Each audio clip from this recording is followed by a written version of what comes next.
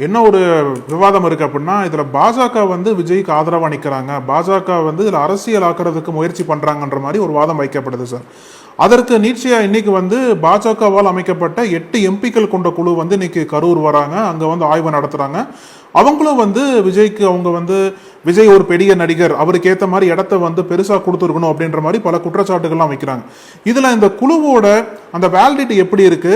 ரெண்டாவது, இதுல எல்லாரும் வைக்கிற மாதிரி இதுல பாஜக வந்து அரசியல் பண்ண பாக்குறாங்களா, விஜய வந்து பாஜக கண்ட்ரோல் பண்ண பாக்குறாங்களா அப்படின்ற மாதிரி நீங்க பாக்குறீங்களா சார்?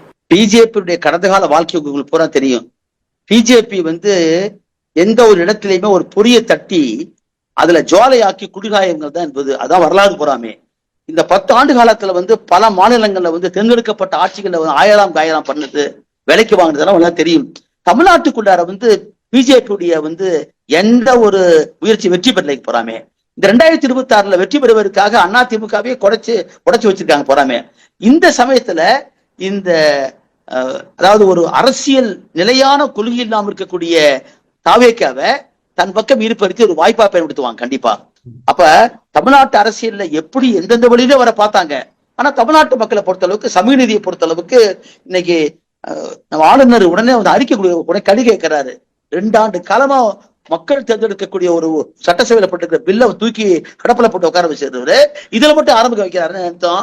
பிஜே அவர் வந்து ஆரம்பம் காமிக்கிறாரு. 8 மினிஸ்டர்ஸ் வராங்கனாவே இந்த குழம்பிய குட்டையில மீன் பிடிக்க முடியுமா பாக்குறதா அது.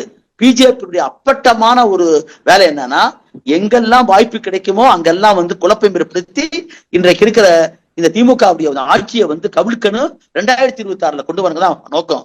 அது அப்பட்டா அவங்க பேசுற பேச்சை தெரியுது. அப்ப வந்து அவர் ஏற்கனவே சிபிஐயே நம்ப மாட்டேன்னு சொன்னவர் தான் அவரு.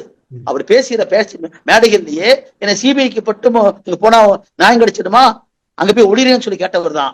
ஆகவே நான் என்ன சொல்றேன், பிஜேபி என்ற இயக்கம் எனக்கு தெரிய கம்யூனிஸ்டுகளை வந்து அவங்க விலைக்கு வாங்க முடியாது, திராவிடர் இயக்கத்தை வந்து விலைக்கு வாங்க முடியாது.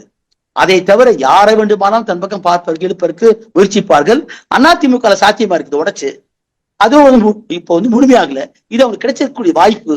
ஆகவே பிஜேபி பின்னால் கூடிய RSSம் கண்டிப்பாக இதை பயன்படுத்தி தமிழ்நாட்டுக்குள்ளார பெரிய குழப்பத்தை ஏற்படுத்தி அவரு தாவேகா பக்கம் நிக்கிற மாதிரி காமிச்சு அதன் மூலியமாக வந்து 2026 தேர்தலில் வந்து லாபம் பார்க்க பயிற்சி பண்ணுவாங்க. ஆனா அது நடக்காது. ஏன்னா நியாயமான விசாரணை நடக்கட்டும். ஒரு நபர் கமிஷன் போட்டிருக்கிறதா அந்த அம்மா வந்து அருணா ஜெகதீஷன் தூத்துக்குடியில வந்து நேர்மையான முறையில வந்து விசாரணை பண்ணி அந்த அதிகாரிகளை பூரா தட்டிக்குன்னு போட்டு சொன்னவங்க. ஆகவே அந்த அம்மாவுடைய விசாரணை என்பது நியாயம் இருக்குன்னு நினைக்கிறோம். அது மட்டுமல்ல, காவல்துறை விசாரித்து சிபிஐ போட்டு இதுல அவங்க